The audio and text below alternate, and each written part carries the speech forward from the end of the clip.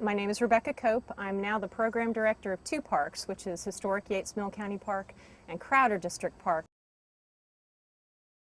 Historic Yates Mill County Park actually was opened to the public in May of 2006, May 20th, and that was 10 years after we actually started planning for the park. We actually have a nonprofit group called Yates Mill Associates that formed in 1989, and at that time their mission was to restore the mill to operable condition.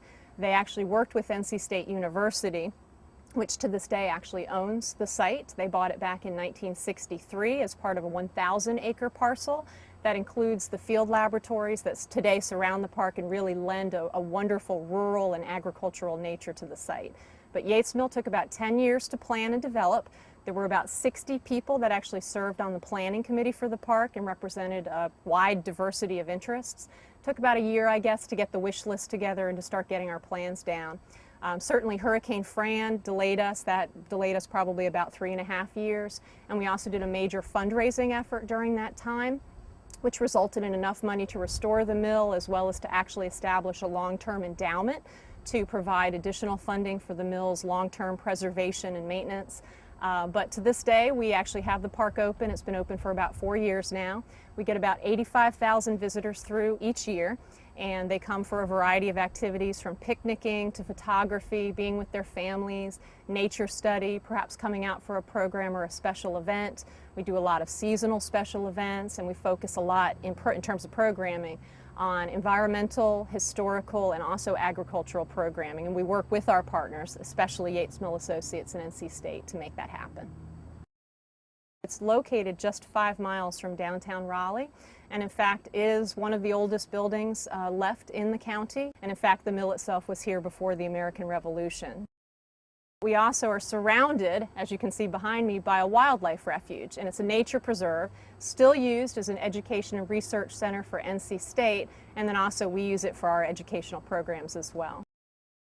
What attracts folks to historic Yates Mill County Park? We do have a very nice scenic aspect to the site. There's more than 174 acres of natural environment that surrounds the old mill. Certainly the historic site itself being a unique feature is something that attracts a lot of folks. We probably get anywhere between, say, 6,000 and 8,000 folks that come through the mill on an annual basis.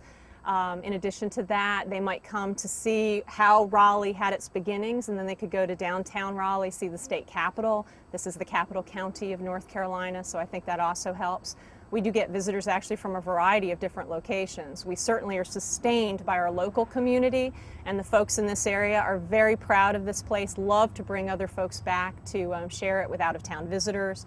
And we do get folks from lots of different countries as well. In fact, 2 years ago when we looked at the guest book and did an analysis at that time, we had over 20 different countries represented, and I'm sure it's a lot more than that now.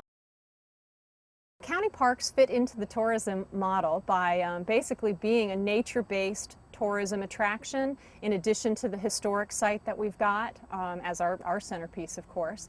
And so we think that we are attracting folks, again, from a variety of locations, being able to come out and have that solitude that they want, having time to really be able to spot some unique wildlife, things, for instance, like otters and beavers that we'll typically see toward dusk, the fishing that folks can come out and do during the day. Lots of individual activities. We may have folks that will never come into the park center, for instance, and may just go out and be on their own in the park. But then in addition to that, we do get a lot of families, a lot of organized groups and schools, especially a lot of homeschool groups out here that come in and will go and visit our exhibits.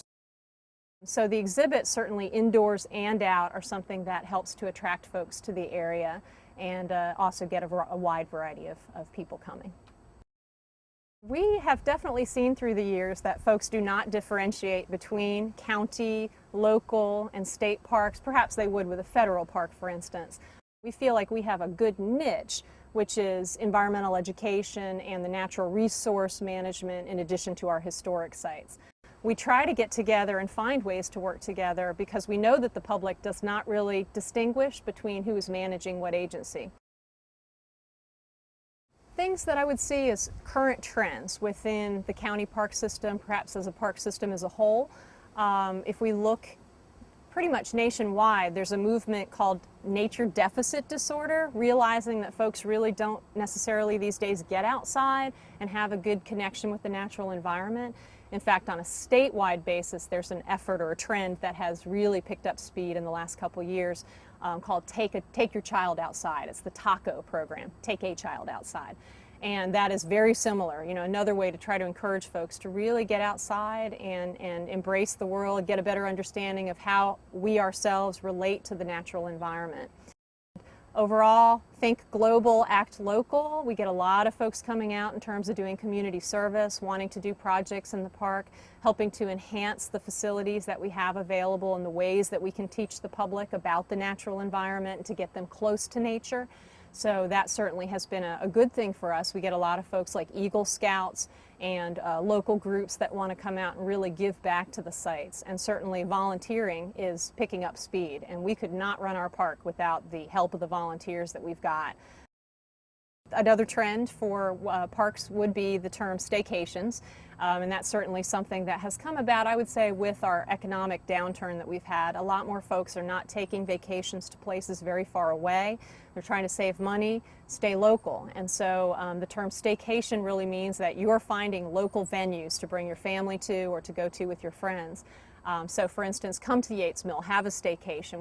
We can help you to develop an adventure for the day. A variety, a package of activities that we can have you do out here. And it may be something where we're working with another site and bundling activities.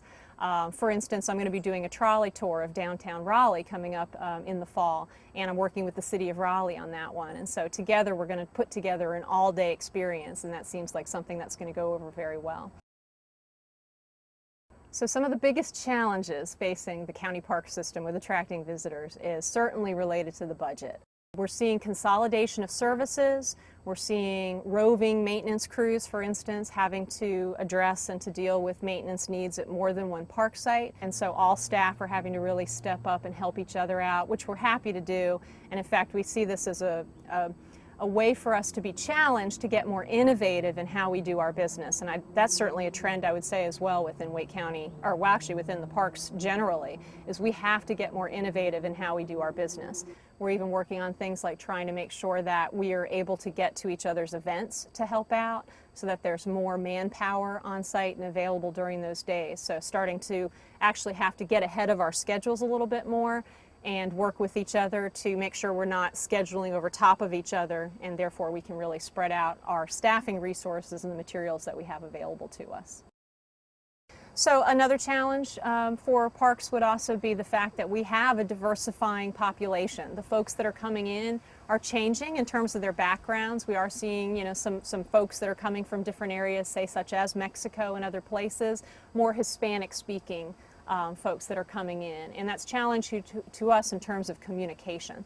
So to be able to really interact with our audience, to understand some of their needs and their interests, we do have a changing population, and so we want to be able to keep up with that and also be able to keep apprised of the trends and the interests that these folks have so that we can shape our programs and our events accordingly, just to make sure that we can understand who's coming in, what they really want to be doing, and how we can best work with them and to give them wonderful recreation and as well as educational experiences.